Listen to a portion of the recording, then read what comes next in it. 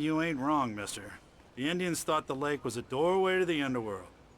I'm the God-fearing type myself. I don't hold with that sort of thing. Yeah, okay. Anyway, there was an island there owned by a guy called Thomas Zane. Now, some of the articles I found about him make him out to be a famous writer, but I ran a bunch of searches, couldn't find a single thing he wrote. Zane was heavily into diving, so much so that the place came to be called Diver's Isle. But the volcano under the lake erupted in 1970, and Zane went down with the island.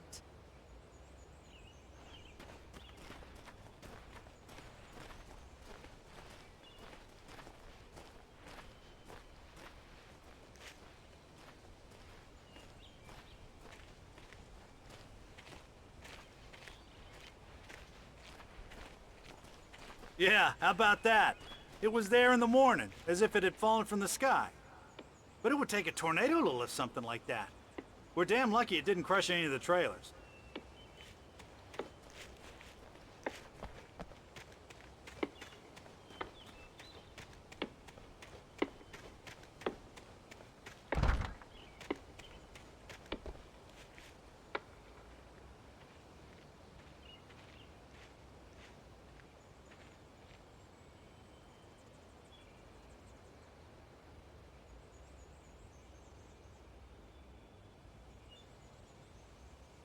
Come on, mister. I'll take you to Rose's trailer.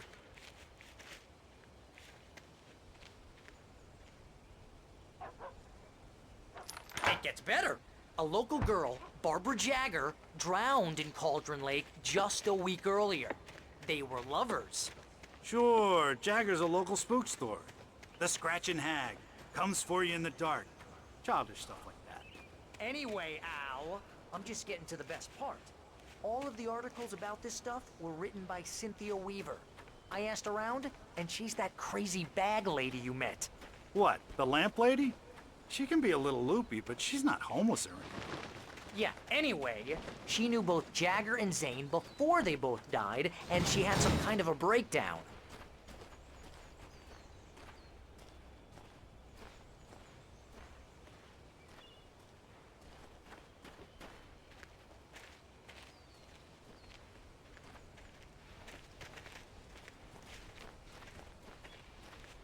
Well, mister, this here's Rose's trailer. You mind me asking what you want with her? We're just here to talk to her, pal.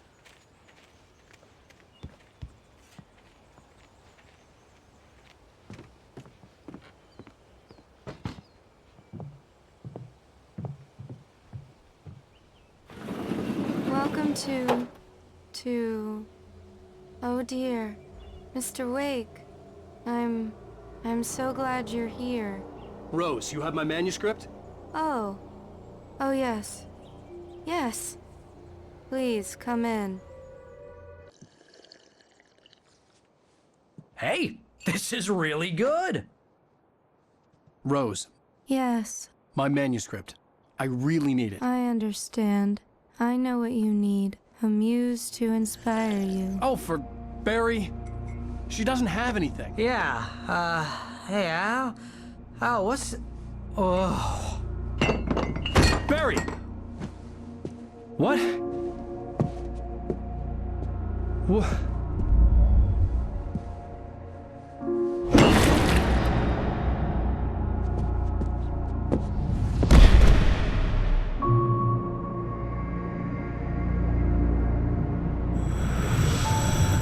It's coming for you, hiding in my barber's skin.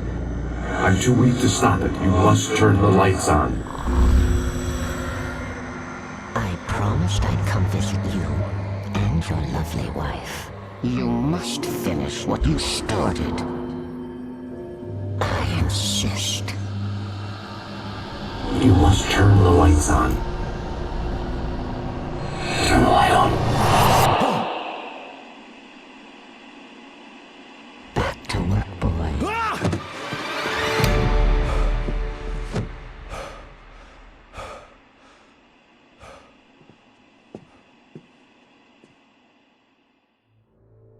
I felt nauseous, hungover. Only anger kept me going. I can't tell reality from dream anymore, but it seems I have an imaginary editor to help me. She's an old woman in a funeral dress. I call her Barbara Jagger. She's very strict. I'm writing faster and faster. My manuscript is being heavily revised. The edits are getting very aggressive, and each day there's less of me and more of her. I hate it, but I know she's right. She promises me I can save Alice this way. She knows more of this than I do. About the complex incantation I'm attempting. About this place. She's worked with another writer under similar circumstances, Thomas Zane. The genre of the story seems to be shifting. It's turning into a horror story. I'm getting close. I can feel it.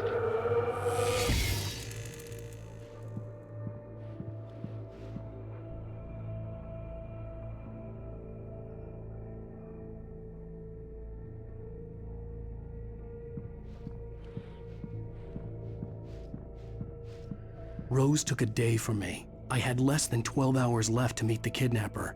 All I could do was get Barry into the car, work something out once I got on the road.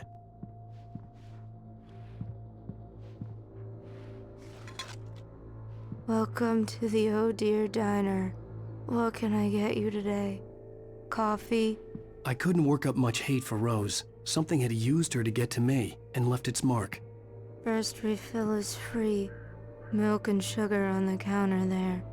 Would you like to hear today's specials? Thank you. A nice day. Come back soon. Barry was out of it. He was way too heavy to carry. You're right. I deserve more money. I'm so handsome.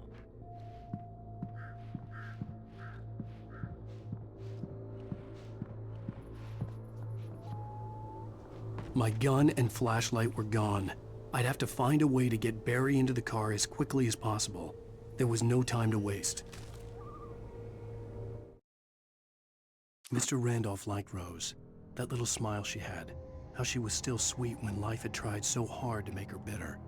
It wasn't any of his business what she did in her trailer. But those strangers, the writer and his smart-ass sidekick, looked like trouble. And they'd been in there for hours, way past her normal bedtime. He reached for the phone and called the sheriff's station.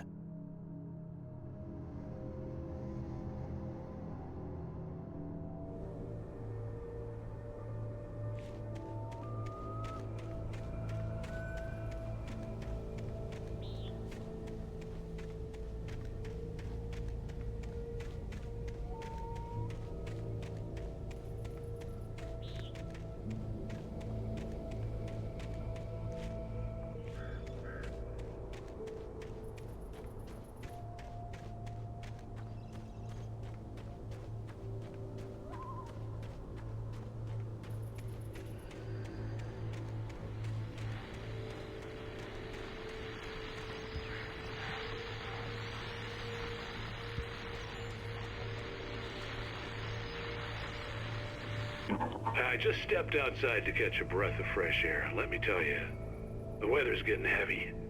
Nights like this make me especially glad I'm here talking to you and not home in bed. Once the weather takes a turn like this, I can't sleep at all. It's all tangled bed sheets and dark thoughts, punctuated by the occasional plunge into nightmare. Is it just me? Well, perhaps it is. But I hope I can make the night a little bit easier to get through. Caller, you're on KBF FM. Hey, Pat, it's Walt Snyder. What's on your mind, Walt? Well, I ain't the way you are, but, well, I can't sleep either, you know? I just been staring out the window here, trying to make sense of it all, but, I ain't been drinking either, you know? I just... Well, you sound like a man with a problem, Walt. I had argument with Danny, and, then I got in trouble with the law, and,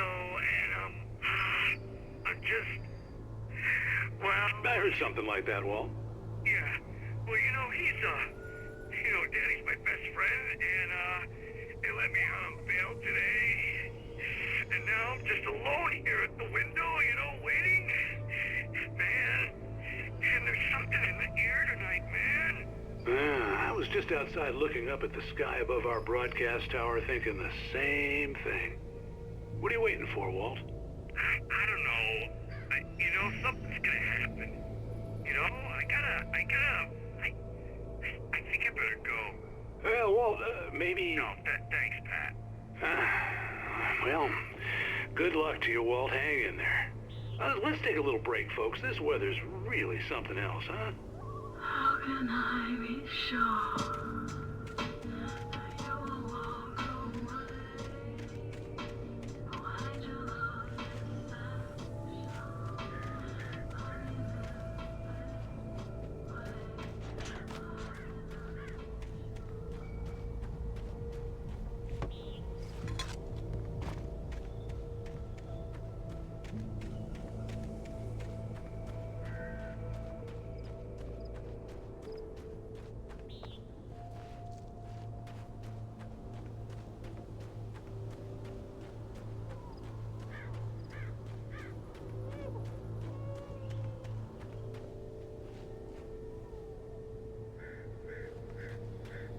Oh, you're gonna get it now.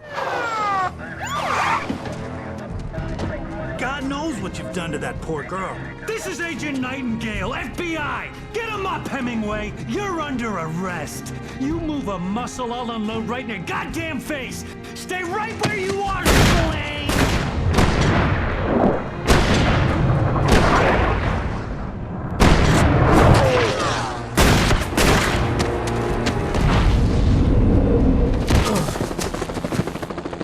What are?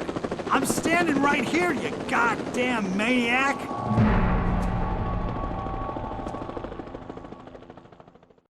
I hated to leave Barry behind, but there was no way I'd miss my appointment with the kidnapper. Give it up, Mr. Wake. Come on. Take it easy. Get after it. Don't let him get away. Move it. Move it. Move it. I'll have you shot if you let him get away.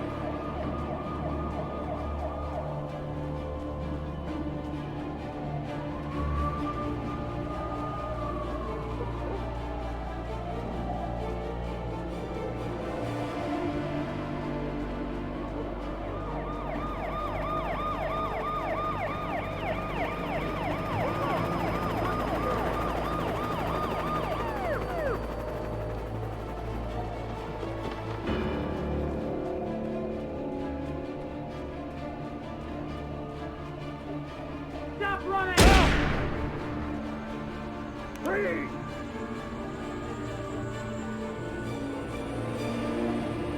Okay, men. Keep your eyes peeled. He's gonna try to make it through here. Keep looking. Oh, damn. Fan out! Wait! I'm running away! Keep an eye out! God damn it! Where did he go? Run away! Keep an eye out!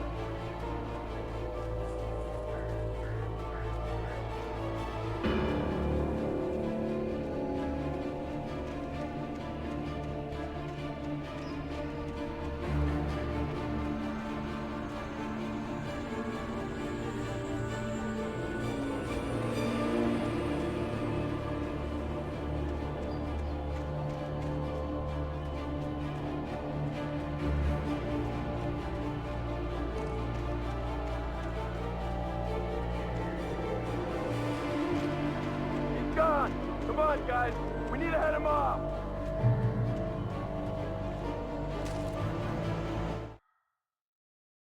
For decades, the darkness that wore Barbara Jagger's skin slept fitfully in the dark place that was its home and prison. It was hungry and in pain. It dreamed of its nights of glory when the poet's writing had called it from the depths and given it a brief, terrible taste of power and freedom. The rock stars had stirred it from the deep sleep the poet had sunk it back to in the end. When it sensed the rider on the ferry, it opened its eyes.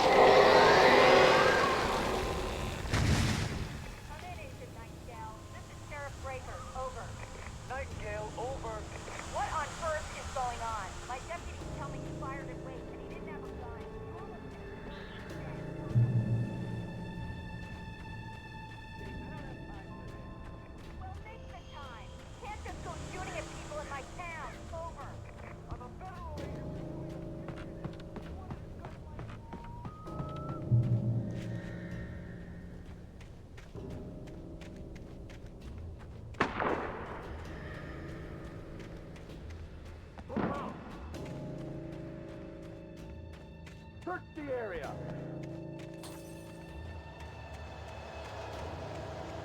Stay sharp.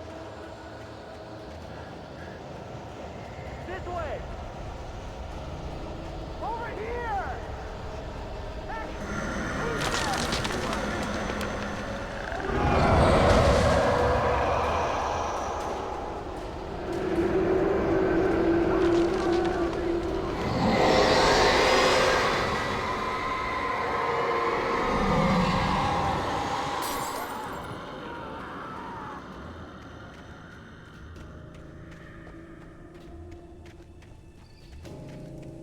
This horror was everywhere I went, circling me. The cops didn't stand a chance. They were after a writer, not a monster. Wait, are you seriously telling me that geek writer just took out my deputies? Are you kidding?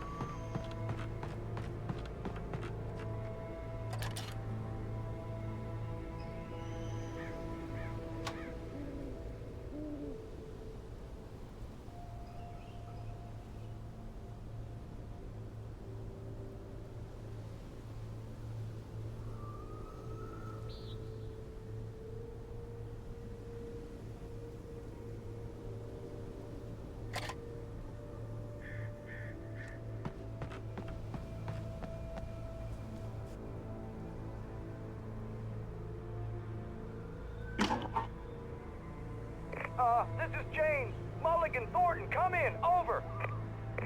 Thornton here.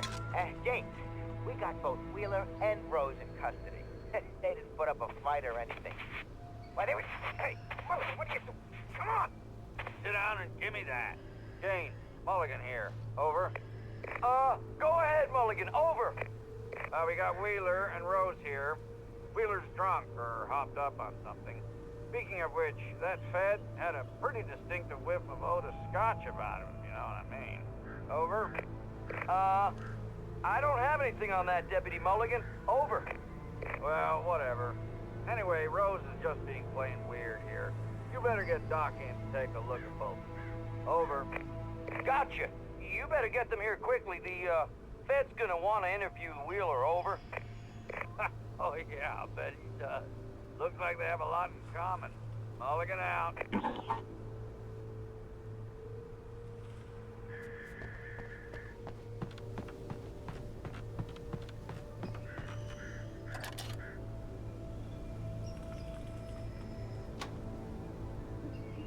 I could see the lights of the radio station in the distance.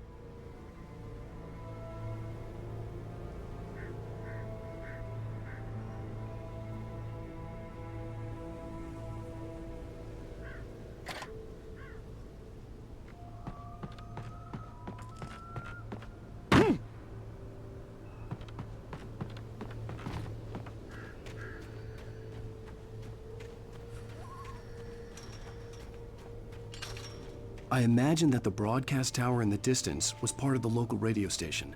Maine seemed like a decent guy. Perhaps he could give me directions to the coal mine.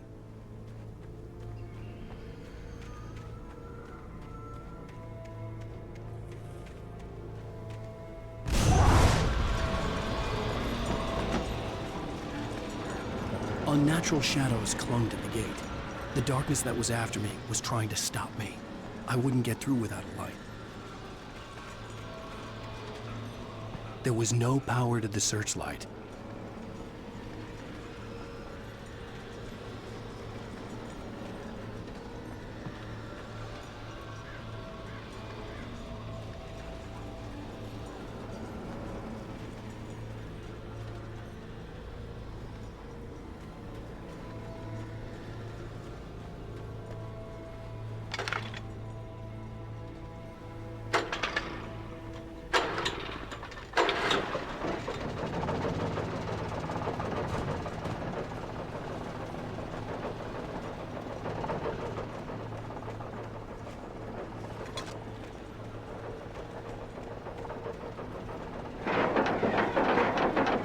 The old generator conked out. I'd have to see if I could fix it and try again.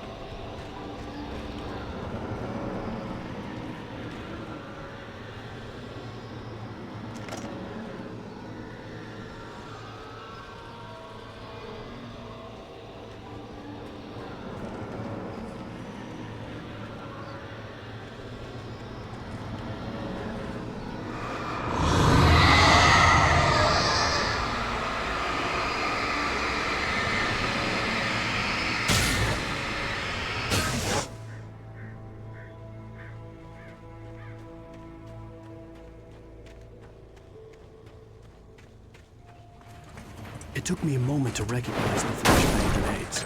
They were an ideal weapon for my situation. Team 1, come in. Over. Team 1, this is Sheriff Breaker. Report. Over. Team 2, come in. I need a report. Over. Come on, guys. Talk to me. Come in, please. Over.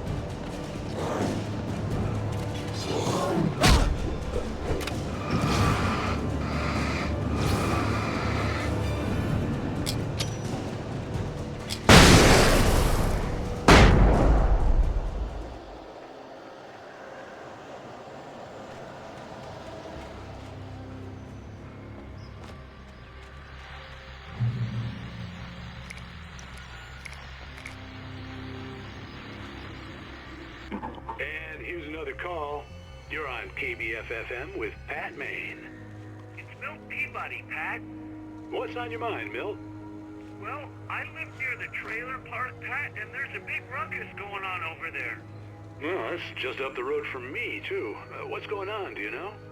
I don't know, but there's a bunch of police cars there, lots of sirens, a helicopter buzzing around, and I think I heard some gunshots. Gunshots? Yes, sir, like from a pistol. So can you find out what's going on? Because it's just next door and they're popping off guns there. They're still shooting? No, it was maybe 10, 15 minutes ago. It sounds serious, Pat. I'm telling you, it don't sound like no party. Well, I'm certainly going to give the station a call, Milt. Okay. You'll hear it here as soon as I hear from them. Okay, thanks.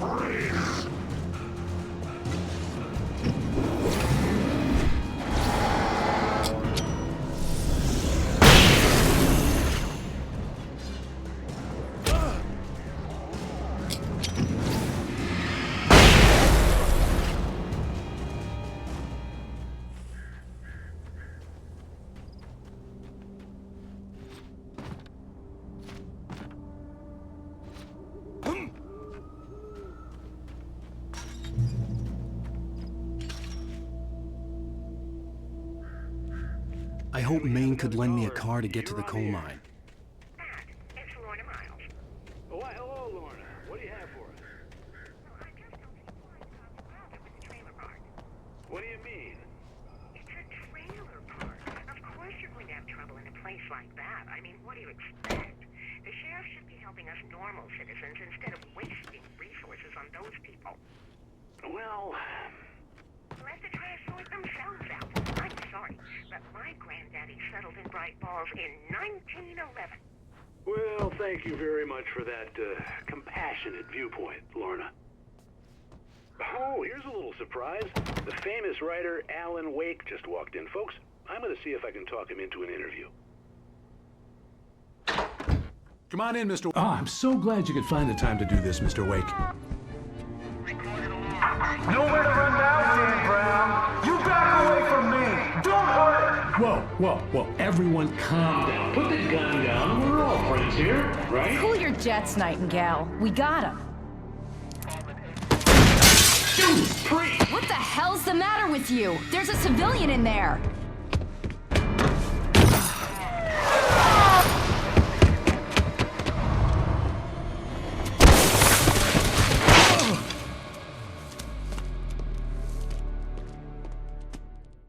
I'll get you yet, even if it kills me. You hear me? You hear me, H.P. Lovecraft? I had fallen off so many cliffs it was ridiculous. That's what you get for naming a book The Sudden Stop. It was probably good I hadn't had the chance to tell Maine where I was going. I'd have to lose the cops and find my own way to the mine. Nightingale stared through the broken studio window into the dark woods. He turned around, started to walk out, but Maine grabbed his arm. "Young man, you almost shot me. You don't shoot off rounds at people like that. What's the matter with you?" Nightingale shook his arm free, marched out. His cheeks burned with rage and humiliation.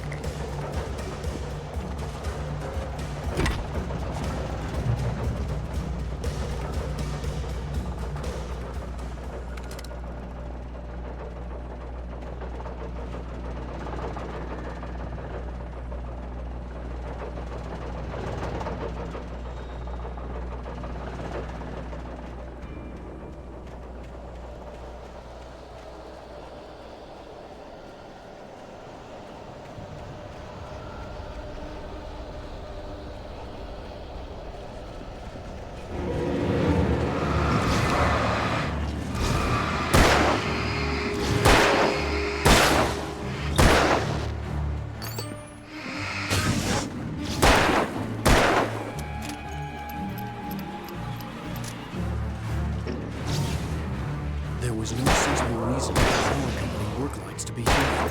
It was almost as if they'd been left for someone like me to use.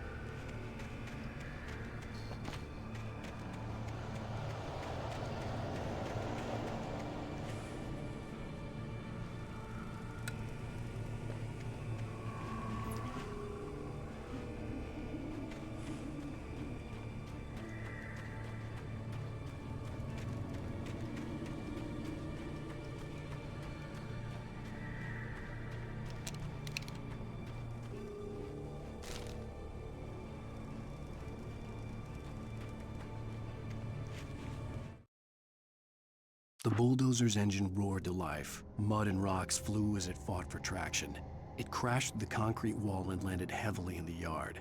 If it were an animal, it would have shaken its head after the impact, fixed its eyes on me, and charged.